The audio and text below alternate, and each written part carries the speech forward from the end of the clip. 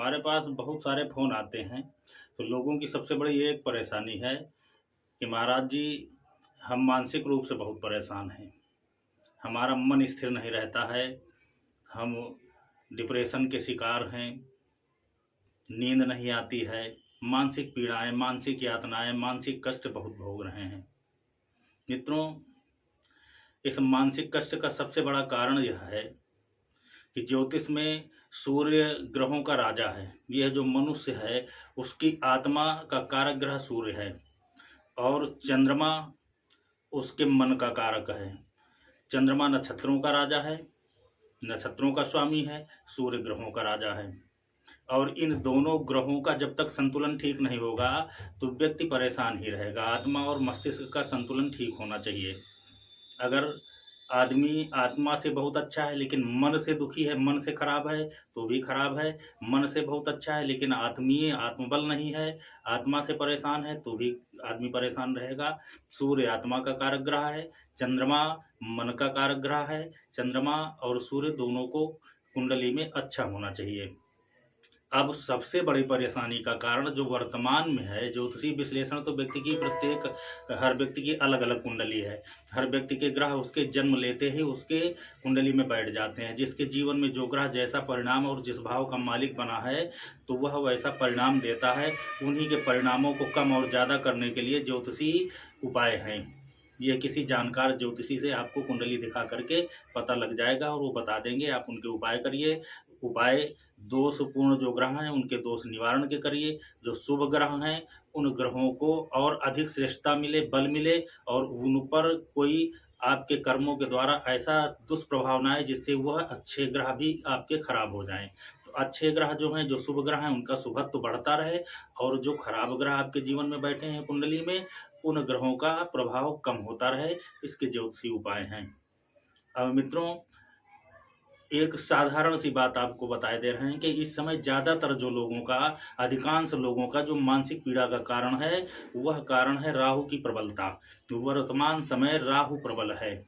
राहु इस कलयुग में प्रबल ही रहेंगे और वर्तमान समय तो राहु का प्रबलता का है ही और आगे भी अधिक, इससे ज़्यादा अधिक प्रबलता इनकी बढ़ती ही चली जाएगी। राहु और केतु की जो क्रूर ग्रह हैं, उनकी प्रबलता बढ़ती रहेगी, विशेष तौर पर राहु, केतु और शनि की।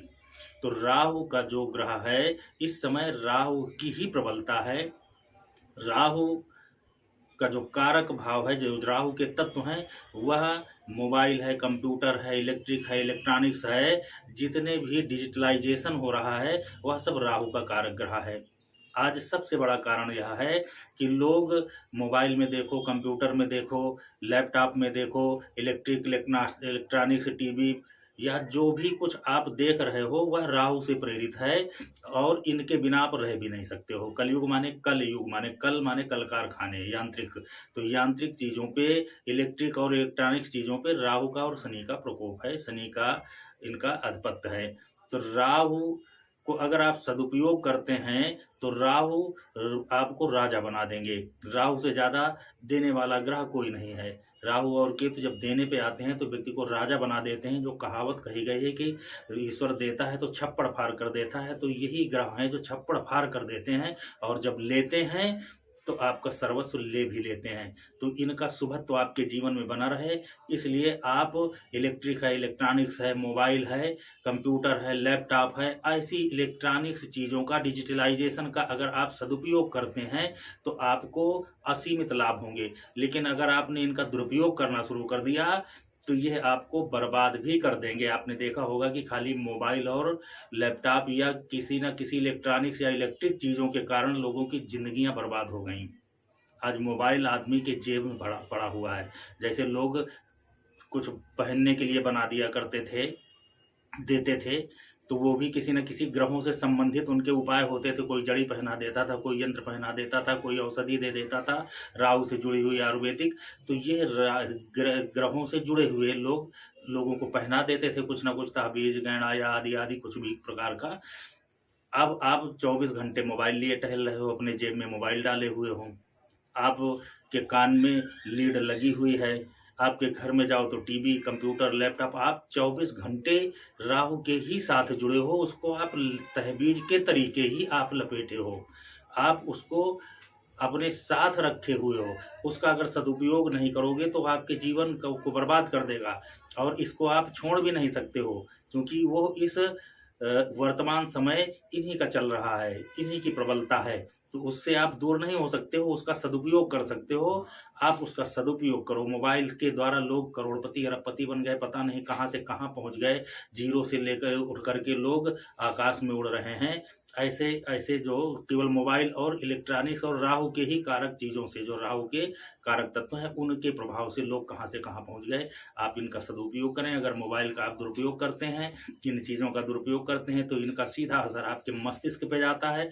मस्तिष्क आपका चंद्रमा है। जब आपका चंद्रमा प्रभावित होगा तो राहु का काम है चंद्रमा को ग्रहण लगाना। चंद्रमा माने आपका मस्तिष्क, मस्तिष्क पर जब ग्रहण लगाएंगे तो आपका मस्तिष्क डिप्रेशन में जाएगा, आपकी निद्रा दूर होगी, आप जो काम करना चाहते हैं वो काम नहीं कर पाएंगे, सोचेंगे कुछ और, करेंगे कुछ और जब आप इन राहु से प्रभावित चीज़ों का अपने मस्तिष्क के द्वारा हृदय में धारण करेंगे तो आपकी आत्मा में भी ग्रहण लगाएगा, आपका सूर्य खराब होगा और आप अपने आत्मा से भी कट जाएंगे, परेशान होंगे।